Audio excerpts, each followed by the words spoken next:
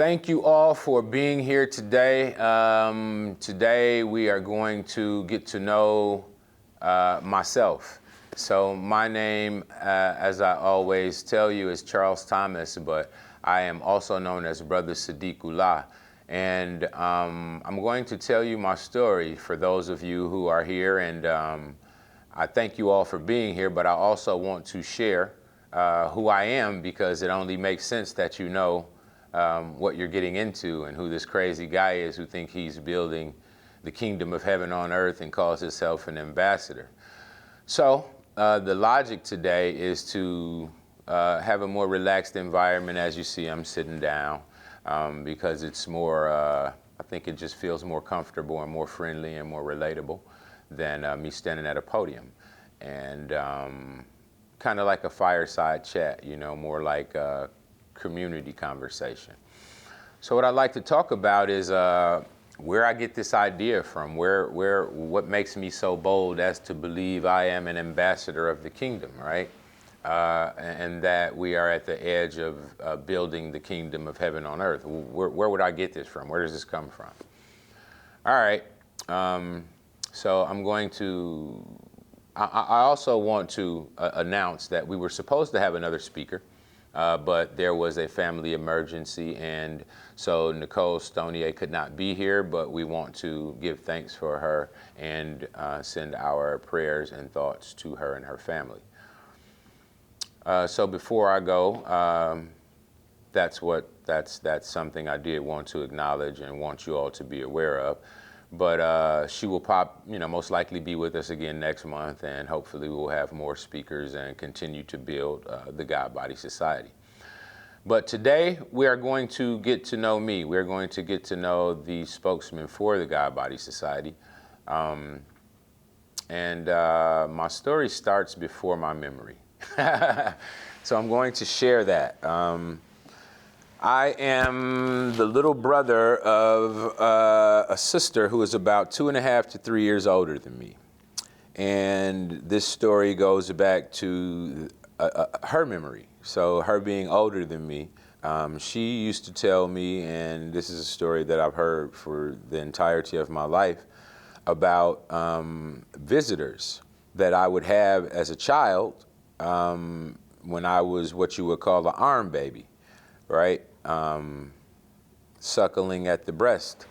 And so that was the beginning of what I could say is my spiritual experience, my story. It's a story that my sister would tell over and over about a man who would come into our apartment when my mom would be asleep, and that there was a rocking chair and my mom's bed and my crib all in the vicinity of a certain area, and I guess my sister slept near, and we were all in like maybe a studio apartment. And so the way the setup, she explained it, that's what it sounds like. I don't remember, of course. Like I said, I was an arm baby. But the idea is that this guy who looked like Santa Claus, he didn't dress like Santa Claus, just a hefty white guy with a big beard and a jolly attitude, would come into the house when my mom was asleep. And my sister would always notice this guy coming into the room, and he would pick me up from the crib and sit in the rocking chair that I guess was somewhere in the vicinity of the room, and rock me back and forth and kind of coo over me and tickle me and play with me and look at me. And so that was one of the stories that she told me and, you know, talked to my mom about, and we, you know, kind of had as a family, you know, story. And then there's the other story that she talked about where there's a comedy duo from the past called Laurel and Hardy. They were stand-up comedy. It's a black and white. And this is something I used to watch as a kid. But anyway, she said that there was these two guys would also enter the same apartment, pick me up. Mom would stay asleep. She'd try to wake mom up. Mom would never wake up. So this is a recurring scenario, and it happened more than once with the Santa Claus looking guy as well as the Laurel and Hardy looking guys. And she said that the hefty guy would be the one who would pick me up. So at Laurel and Hardy, there's a hefty guy with a mustache, and there's a taller guy, slim, And so the hefty guy would be the one who picked me up, sit in the rocking chair, and over his shoulder, over behind the rocking chair, the other guy standing, just these guys kind of cooing over me. So this is the story that I heard coming up. And that's why I say it goes before my memory. This is her memory. This is the story she told me about what she remembers happening when I was a baby. And so we're going to move a little further into I was a 5-year-old. I remember being a 5-year-old and having a couple of experiences that I'm going to share. And the reason I'm sharing these is because, like I said, not to talk so much about myself, but to kind of give you a good understanding of who I am or why I believe what I believe and where we are. And so when I was 5-year-old, there was a lake in Michigan called Lake Monroe, and I believe it's in Monroe, Michigan. And so there was a lake we used to go to regularly. My mom and them used to go fishing there. And at this lake one day, I was playing in the field and, you know, chasing butterflies or whatever, and I was alone playing in the field. My mom and them was down at the bank fishing, and I was just off, you know, maybe 100 feet away in the field playing in just an open space. And at the end of this field, I see a light, and it looks to me almost like a light bulb or a balloon or a ball that has a glowing light inside of it. I'm 5 years old, so I don't have a lot of references to go by. So that's what it reminds me of, a ball or a balloon that is filled with light. And it's coming up over the edge of the end of the area where I'm running and playing. And so it's so exciting to see this, you know, glowing ball of light. I'm 5 years old, I'm running, I start running towards the ball of light, and I'm like, I'm looking at it, and it's coming up at a slow rate, and I'm thinking to myself, if I jump on top of this ball, bow, I'll land on top of it, like it's a balloon, because it's coming up at such a slow rate. If I land on top of it, my weight will drag it back down to the ground, and then one of the adults who I come fishing with can tie something around it, and you know, I have this giant glowing ball, and it's a fun toy for a 5-year-old, right? So this is all, you know, when I'm explaining it, and it takes a little longer to explain than the actual thoughts that go through your mind, right? So you think way quicker than what I'm explaining. So I'm seeing this ball, I'm running towards it, I'm thinking to myself, I'm going to jump on top of it, and then one of the adults will be able to contain it for me. And as I'm running towards this ball and having this thought, my mom calls me in the same instance, and she's saying, Flint, Flint. Well, that's my nickname, Flint Flintstone. Flint, come back, Flint. Oh, she ain't saying come back, but she called at me because she couldn't see me, and I'm running towards this thing. And in my mind, I'm thinking to myself, if I stop and go back to mom, this ball that is rising like a balloon is going to be too high up for me to get on top of. So I had a hard choice to make, whether to go forward towards the glowing ball of light or to go back to my mom. And I knew the opportunity to get the ball of light would not come again because I've never seen it in my life before. So if I don't go now and get it, I won't be able to. So this was like the first time I ever defied my mom. Like consciously defied my mom, right? Like I heard her calling me, and I knew she wanted me to come toward her, but the desire for this light was more important. And that's almost a theme, right? Like I was chasing the light. But anyway, point being, that's off. I almost got off track. The point of that is I don't remember jumping onto it. That was my goal. I was going to jump onto the top of the ball and keep it from going up, but I don't remember jumping on the ball. I don't remember landing on the ball. I just remember defying my mom and saying, I got to go get it. And so from there, I have a loss of memory. But my sister and my mom told me that I was missing for like 2 hours, and they were looking for me, and the police were called, and there were other, you know, people at the fishing lake were looking for me. And then I just walked out of the woods like 2 hours later, like nothing had happened, and that was that. And so that is a case of missing time. That's something I eventually intend to go and delve into. But that happened at 5 years old.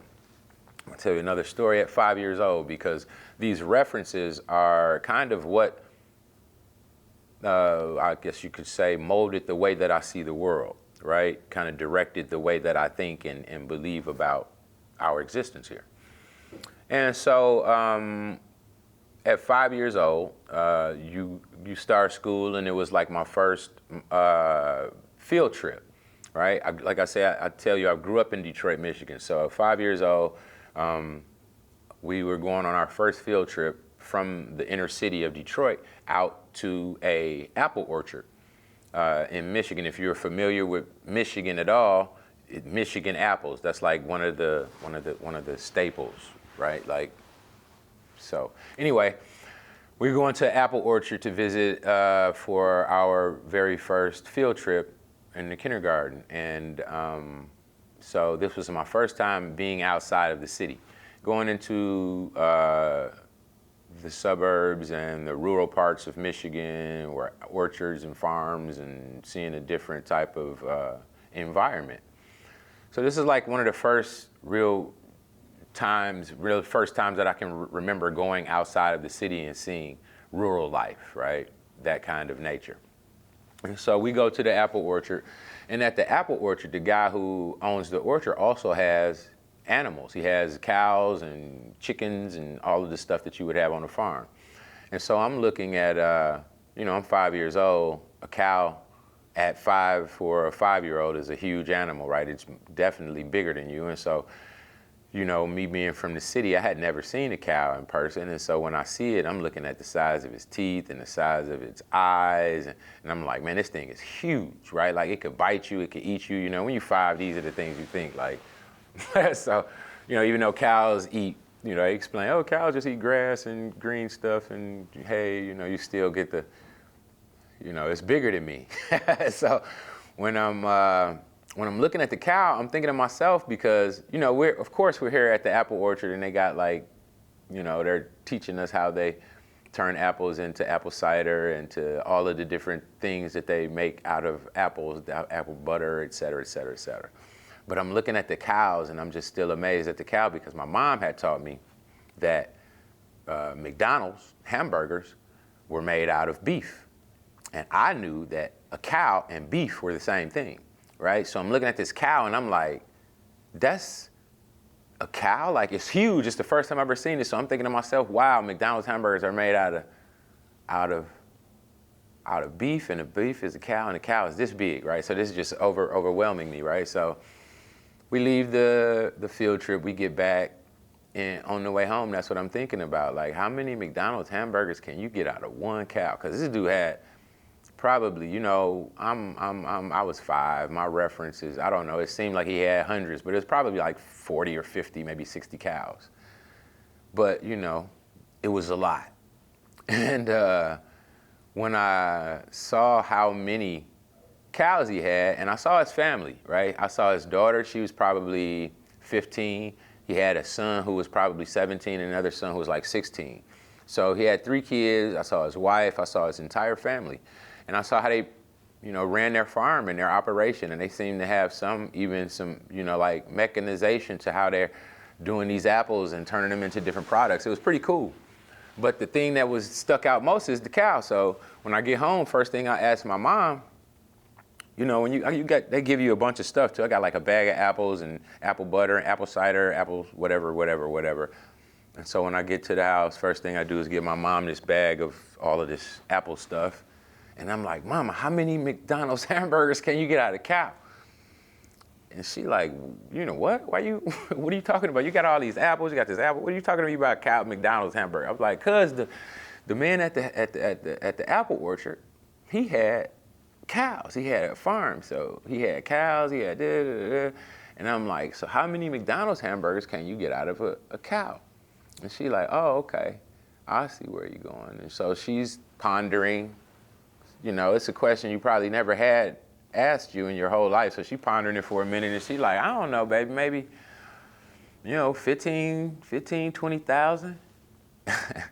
And so at 5 years old, 15 or 20,000 is far beyond a number you can count to. So you might as well sell the million when you're 5, right? You telling somebody who's 5, And you see the cow, so you don't know. You're just like, wow, right? It's like a super, super, super high number.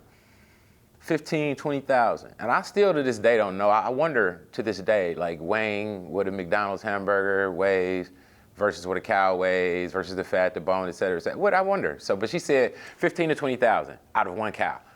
If she's wrong, it doesn't matter. That's the point. Blew my mind, right? Wow, wow, wow. Because what I'm thinking now is if one cow got that many burgers and my man had that many cows on his farm, wow, he will never, ever run out of food. He will always have food for the rest of his life. I saw his whole family. I saw his daughter. I saw both his sons. I saw his wife. And he'll never run out of hamburgers. He'll never run out of food. Not to mention the apples, but that wasn't part of my thinking. I'm just thinking about one cow, 15,000, 20,000, and how many cows he got. Wow, right? So I'm overwhelmed. So I come out of my room, I tell my, after she tells me the 15,000, I kind of go and ponder that, right? Get overwhelmed. Wow, you got so many, right? And I come back, I'm like, Mom, I figured something out. She's like, what you talking about? I'm like, at the orchard today. Remember I told you the man had the cows? And she like, yeah. And I'm like, yeah, well, if one cow got 15,000 hamburgers, and the man at the orchard give one of his cows to the man on the corner by the store who always talking about he hungry, then the man on the corner won't never be hungry because he got 15,000 from one cow, and the man who got all of the cows will not ever really have to worry about it because he got so many that he'd never really know that he missing it anyway. And she laughed at me. She laughed at me, you know, and she didn't laugh at me like, you know, she didn't laugh, but she began to laugh, right? Cause you know, that's the mind of a child, right? I just figured something out. I just solved a problem in the world. I fixed something for someone. That's what I felt like, right? So I tell her my little logic, and she's laughing, and I guess while she's laughing, I make a face to kind of let her know I ain't really digging her laughing at me because this is my logic. I just put together my science and I just displayed it before you, and you start laughing. So she like, oh no, baby, I'm not laughing at you. You know what I'm saying? I'm not laughing at you. What you said is right. Everything that you said is right. What I'm laughing at is what you said is right, baby, but that ain't how the world is. And she began to attempt to explain to me about, you know, man owning the farm, et cetera, and money and all that stuff. But what had happened, what is important about this story, and the reason I needed to tell it is because what was important about that story is when you're 5 years old, the only reference you have to truth and right and good and logic and God or anything of reference of that nature is your mom. That's the closest thing you have to, you know, your mom, your parents, right? Those are the closest things you have to truth and God. And so what my mom did, whether she knew it or not, she said, you right. She told me flat out, you right, baby. But that ain't how the world is. And she didn't realize it, but right in that very moment, she turned a key in my mind. My mom, which is at this point God, just told me my logic is sound, but the world does not move by sound logic. So whether she knew it or not, she created a monster because now I'm thinking like, I'm right, but the world don't move like that? Like, what does that mean, right? So from 5 years old, my mom created a detective.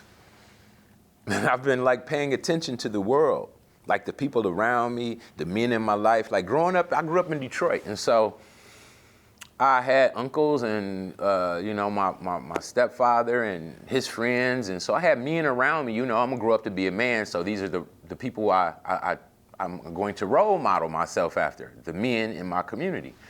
And I would look at different traits in men and, you know, I wanted to be strong like him or, you know, tough like him or, you know, a ladies' man like him. He could talk to the women, and he had all the friends, and everybody liked him. And so it was different character traits that I saw in different people that I wanted to have. But when I looked at the whole, and I mean, like I said, yes, I became extremely analytical at a very young age. And it sounds almost crazy as I'm saying it now. But yes, I began to analyze the men in my community to discern what type of man I wanted to be. And none of them fully fulfilled the idea of what I thought or I wanted to be, right? What I thought I wanted to become as a man. And it was not because they weren't good people, but because something inside of me at 5, I guess, like they say, children have the strongest detectors of like bullshit or lies or deception. Like their nature is still so close to the creator or to balance that they can detect the flaws in the character of people. And so that was what I began to kind of see in the men around me, right? Like, I like a lot of the traits and the qualities of this cat, but then he got this that I don't like. And then, you know, this cat do this, but he got these problems. And so I started discerning that, yeah, there are qualities in these men that I like, but none of these men fully represent what I feel like I would want to become. And then, you know, I used to, one day I was talking to Mom about what a man is supposed to be. Like, what is a man supposed to grow up to be? What kind of man, I'm thinking these things. At a young age, I'm wondering about what a man's supposed to do. What kind of man is, what is a man supposed to be, right? What is the laws or rules or standards of what a man is? And my mom, having her base in, the history of America, went straight to the Bible and start pointing out different qualities and traits of a brother or of a husband or of a community leader, or different qualities and traits of men in the Bible. Okay, all right, that's something acceptable. Okay, so that's what a brother should be. That's what a sort of father should act like. That's what a husband should be. So I had these ideas of that, which were different than what I saw happening in Detroit City, what I was 70, so from the mid 70s to the mid 80s, these are the men that I were looking at and kind of judging and referencing my life and engaging where and how I would become who I would become. And so once she told me that, I was this is all happening at the 5-6-year-old stage. And so I got a reference for what my mom believed a man was from the Bible. And so these are some of the beginning initial traits of how I formed who I am, right? How I thought about the world, how I even walked through the world from an early stage of my life, from the early years of my life. And, school for me was more about people. It was more about socializing. It was never really for me about proving to the people at school, the teachers, the staff, the officials of school, that I was intelligent. That was never what I felt like I was there to do. I always felt like I was there to be social and relate to the people and communicate with which is not really an effective grading scale, you know what I'm saying? So through school, I was a D student, you know what I mean? I didn't care for the, I could pass a test. I would pass, that's what would happen. I would not do homework. So through my entire school life, I never did homework. I shunned homework like it was a poison. And so probably in my entire school career, I did like 2 homework assignments, maybe 4 homework assignments, only because I had gotten a spanking for not doing them or something. So I never really cared for that part of school, right? To prove myself intelligent, though I could pass the tests, I understood the information. I just didn't care to delve in and become so gung-ho in the whole of it, And later on, I discerned that was probably a good thing, because I didn't allow myself to be programmed as much as some of the other people who, wanted to totally fit the mold. So, I wanted to give a little reference on some of the insights of how I got to the way that I think. And then I'm going to wrap it up with the last, say, 20 years of my life. And I'm going to try to make this succinct because I think it's necessary and I think it's poignant. Well, I am 52 years old at this moment. When I was about 32 years old, I moved to Indianapolis. And I was going through what people call the dark night of the soul. I was going through a separation, which eventually led to a divorce.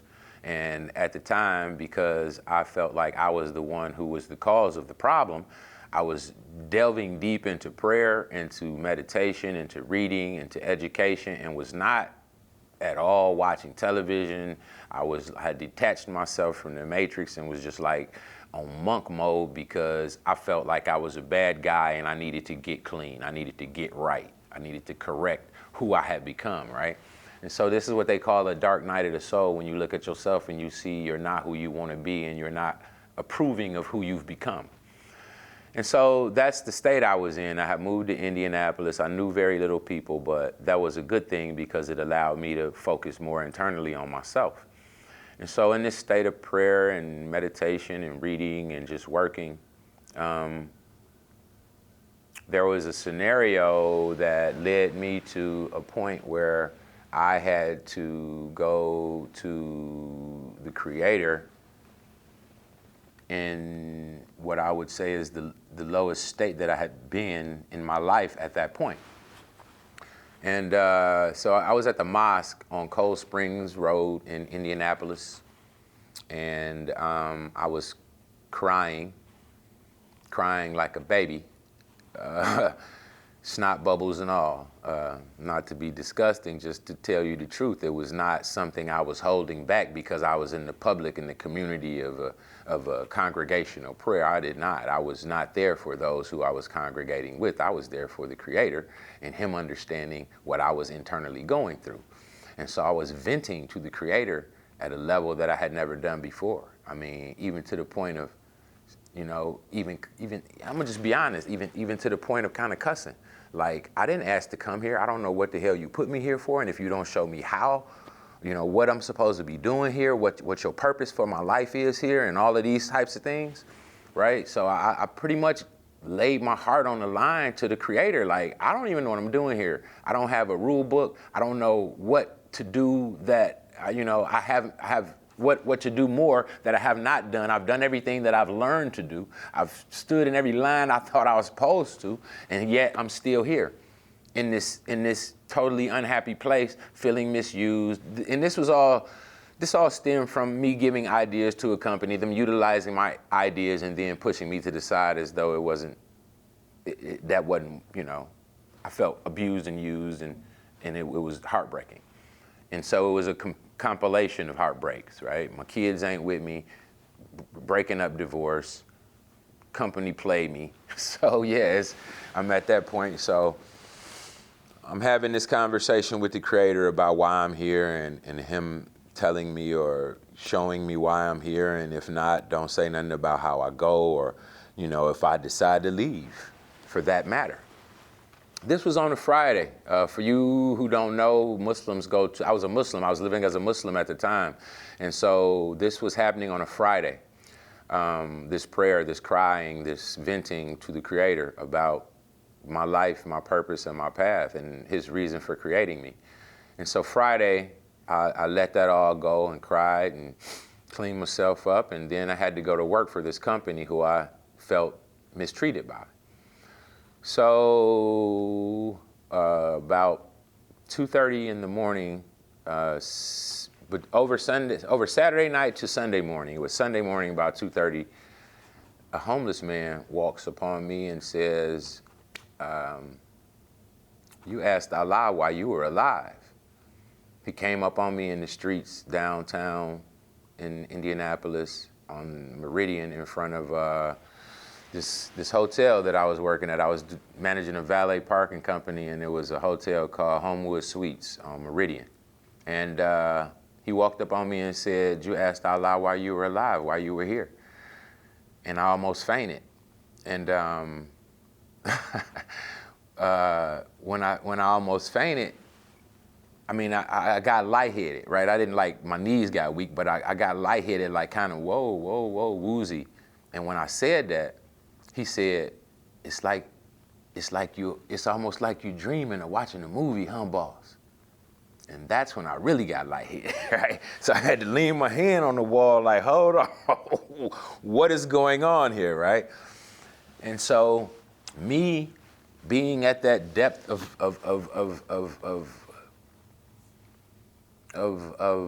inquiry about my purpose for life, that actually happened. You know, the Creator sent somebody forward, and I had this conversation and communication.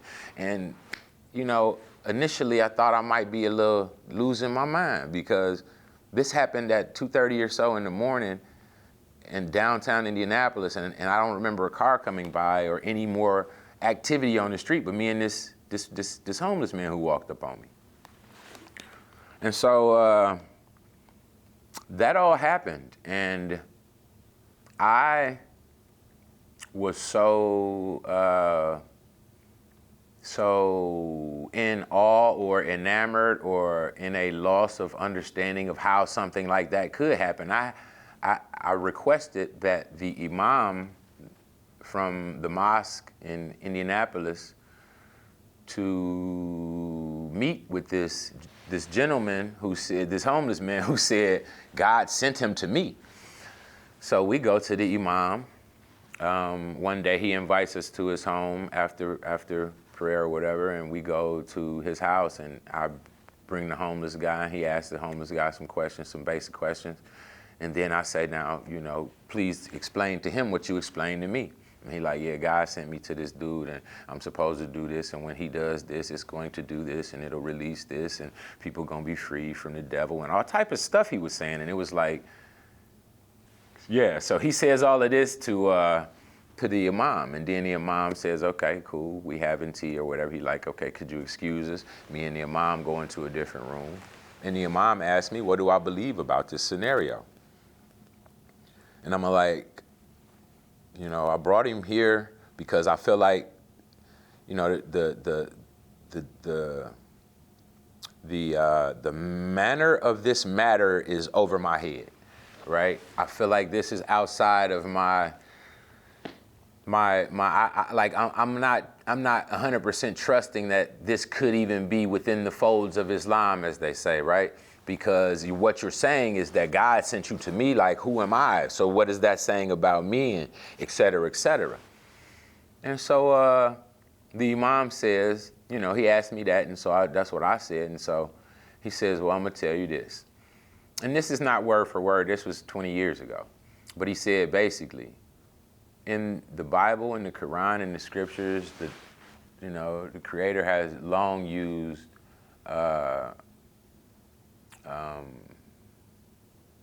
fools and to confound the wise men, right? You long used things that we wouldn't understand to confound the wise men. And so I'm gonna say this about what's happening with you. I believe that you understand your Bible, you understand your Quran, you understand scriptures and your relationship to God. And so what I'm going to tell you is that if anything this man tells you is outside of what you know is in relation to God, then you walk away from it. But if what he is telling you is in relation to God, then you walk with him.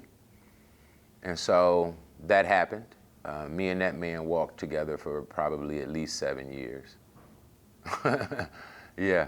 And so from that came this vision that I'm about to share of why we're here today for the God Body Society and the events of these meetings that I continually have. So all of that leads to my belief of why we're here, right? All of us, not just in this room, but on the planet, right?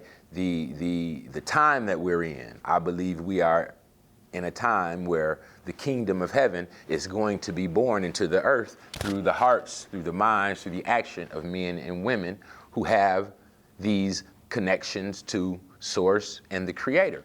And so from the interactions with this homeless man who I walked with for 7 years at least, I came to the idea of a 24-hour community center. It's called My Brother's Library Incorporated. It is a vision that I have that is my part of what I consider the kingdom of heaven on earth. I feel like humans reaching their fullest potential and acting in accord with their natural gifts and aptitudes, once we do this in a mass, what we're doing is bringing heaven to the earth, right? Because the Bible and the scripts say that God's will on earth be done in heaven, be done on earth as it is in heaven. And so that's what I believe God's will is, that the things that he creates reaches their fullest potential. And so us being humans and his creation, then our reaching our fullest potential, what I believe is considered the beginnings of heaven on earth. And so that is why I am here. That is what this whole meeting is about. That's what all of these meetings are about. And the vision for this community center is about us teaching our human species the universal things that are common to us as a human species, right?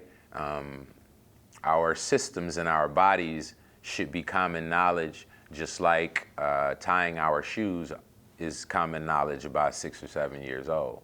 I don't think it should be a foreign thing that is taught only as a specialist in colleges and that people become doctors of the body. I think the body, being so commonly human, should be common knowledge amongst humans, and this would make us a higher level of species. And so that is one aspect of this format of education that I'd like to bring forth. Another is our relation to nature and the plants in our environment, right?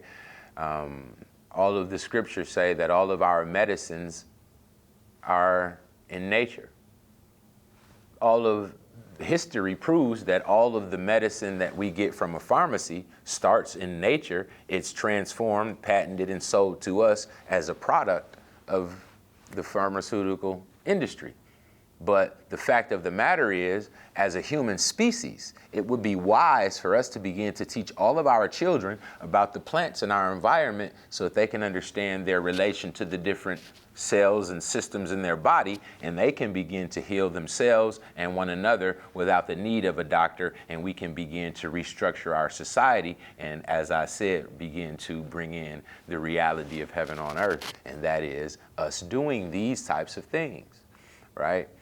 There is also the idea of the light bulb being created when it was created.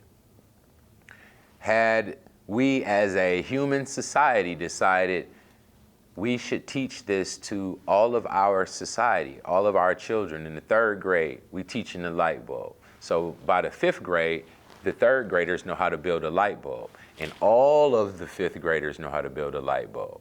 And so by the 10th grade, what innovation have those children made on the light bulb? And this goes for every aspect of our human education. Right now you have 35 universities and medical schools around the country studying breast cancer. We'll just throw that one out there, right? And so because of the system we're under, because of the capitalistic system, they don't want to share this information because the one who creates the cure is the one who makes the most money. And so with the idea of me keeping my secrets so that I can become the capital, gain the capital from my idea, we are eliminating, we're actually fighting against curing the disease, because in all of these places you have different schools studying different aspects of these diseases. And if you brought all of the scholars together from those different schools of thought, put them in a room, shared the information that they have, I assume and imagine that they all have different pieces to this puzzle, which is breast cancer, and it could be cured from that room within a matter of moments. Now with AI, this is all coming together as well. So we are in a time of extreme transformation. I believe it is important for us to be in alignment with the transformation that is coming. And so that is why I have decided to lead the march and the fight to bring forth the God Body Society into our reality. I think it is a must that we begin to work towards these visions of a higher society, of a higher species, and to get everything that we can from inside of us that we can, and to share it with as many people as possible to find out how we're connected, how we'll grow this together, and that to understand the unity of all of us being in this together is one of the most important factors of us being in this time. I don't believe division is going to save us. I think the unity of our visions and our beliefs of what we'd like to see as heaven on earth coming together is how we'll save ourselves. I don't believe that we should be waiting for a savior. I think we are our own saviors. And I think it's a must and a necessity that we accept that responsibility and step in those positions. And so with that being said, I'm hoping that everyone comes out again for the next meeting, if you could. Yeah, I'm hoping everyone comes out again for the next meeting. And we're going to wrap it up today. I don't think anyone else wanted to speak. We asked earlier, and so in the future, please bring out as many friends as possible, share as much as possible, take a God Body Society sticker, bumper sticker, or Shake the Matrix bumper sticker. Please take some of the snacks on the way out. But we're going to wrap it up, and I am appreciative of all you being here. And I just wanted to make this a more comfortable, more relaxed scenario. And I also wanted to give a good explanation of who I am, why I believe what I do, and why I'm asking you to join me in this fight for our future. So with that being said, I'm going to get out of here, and thank you all for coming.